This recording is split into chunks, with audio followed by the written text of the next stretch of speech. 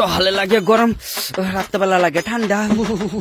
ইতারে সহালে দি ল্যাংডে গুরস রাত্রে বেলা খাতার নিচে হান্দাইতাছ। হাইট বেড়া কিতা কস? এই আমারে সুজা কর, তোর ঘন্টার লগে গসা খাইতাছি বুঝছস। এত সুজা মুজা করতাম না ঠান্ডার ভিতরে। সারাদিন ঠান্ডা কই থাকে জন গুরস বাইরে বাইরে। আরে হ্যাঁ বাইরে বাইরে ঘুরে না, সহালে একটু গরম থাকে, গরমের ভিতরে আমারে চালাইয়া বিছনার ভিতরে ফাগাইয়া পইরা থাকে।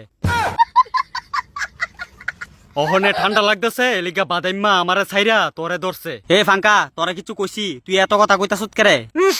পেত্তিনি তুই আমার খাতা তলে ফাদ মাতাছস কেরে বারে বারে?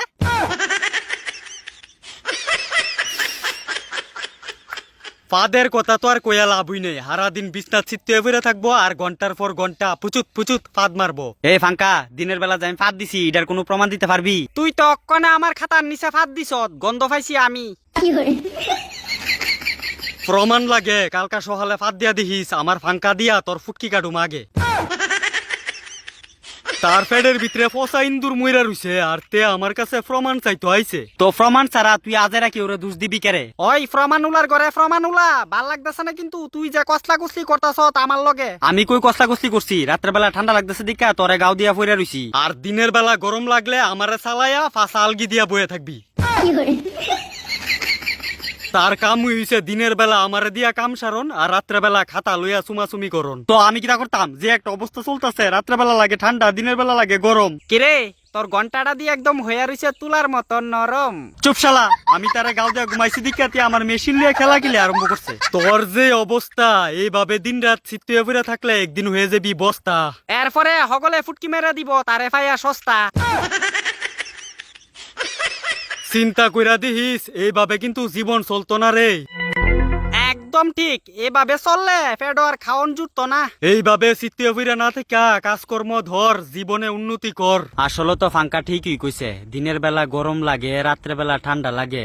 ইতা চিন্তা কইরা জীবন রাইট কলা বাঁশের মাছা দিয়া দিমু ফুটকি মেরা। কেমন বেলার যা চিন্তা করো, এত কথার পর তুই চিত্তে ফিরে রইছত। আরে হারাম দাদা উঠটা ব আর জীবনে কিতা করবি এই ব্যাপারে চিন্তা কর বুঝছত।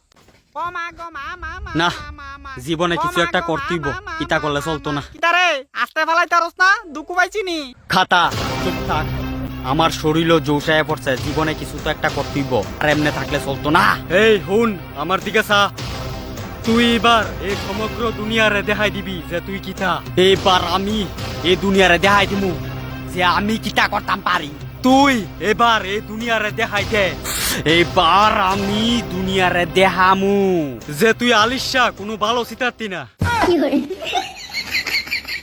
আসলে ঠিক হই, তোর দ্বারা কুস্তা হইতো না, কারণ তুই তো বাতা পুরা আলিশা। দুরু শালা গল, আমি ঘুমাই আসতাম ইদি আসতো বালা। আরে আরে বাদেম্মা জীবনটারে বাস দিবি রে জান্না শুননা। তোর আর চিন্তা করন লাগতো না, বেশি কথা কবি মধ্যে দে সিরালাম টাইন না। আই তে আমরা টাইন না সিরা লাইব, এত বড় কথা। এ ফাঙ্কা তুই ঘুরতে থাক, এর দেখবি নাট বল্টু হকতা শক্ত হয়ে যাইব। ঠিক ওই কথাটা একদম ঠিকই কইছ। কিতা ঠিক কইছে? ফাঙ্কার বাচ্চা ঘুরবি না কিন্তু এমনি ঠান্ডা লাগতেছে। তুই আমরা টাইন না সিরবি কইছত না, এবার আমার ঠান্ডা সহ্য কইরা জানাইস কেমন লাগছে। এবার দেখ কেমন লাগে। হ্যাঁ আমার ভালো ঠান্ডা লাগছে, মাথা দেখতে